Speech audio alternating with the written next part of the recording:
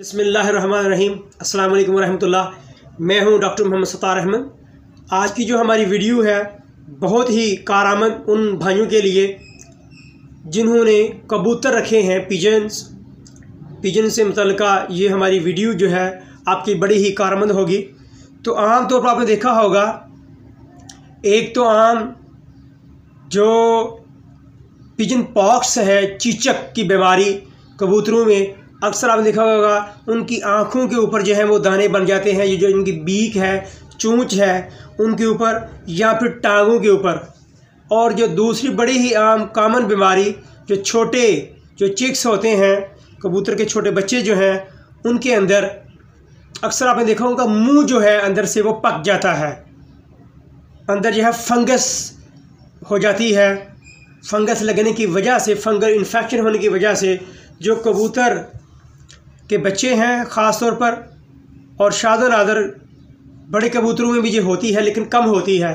तो जो छोटे जो बच्चे होते हैं उनके अंदर जो बीक अगर आप खोलेंगे तो ये जो गला है उनका, ये जो ट्रैकिया है, लोअर एंड अपर, इनके दरमियान में जो है वो फंगल इन्फेक्शन हो जाती है, जिसकी वजह से आप देखेंगे कि ये ज़ुबान का जो पीछे वाला हिस्सा होता है, पैलेट, वहाँ फंगल जो है वो लग जाती है और एक ऊपर से लेयर सी बन जाती है, तह जम जाती है।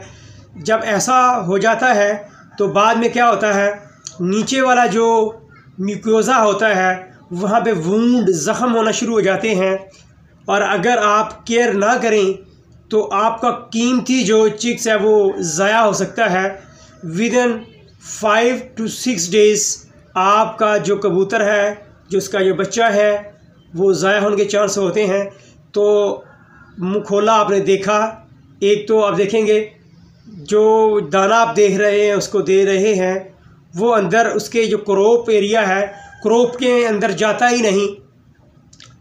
और बाद में आप देखेंगे तो जो दूसरा है, जो गीज़ड़ है, वो ज़ाहिर बात है जब आपको खिलाएंगे नहीं, दाना उसको हज़म नहीं हो रहा, क्रोप भी जो है वो श्रिंक होना शुरू हो जाएगा, रुक जाएगा पोटा उसका।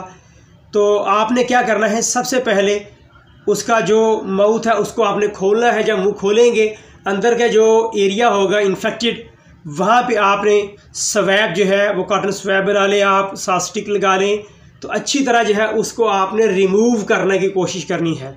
जब वो रिमूव हो जाएगा तो कोशिश करें नॉर्मल सेलाइन जो है वो साथ इस्तेमाल करें, आम पानी इस्तेमाल ना करें।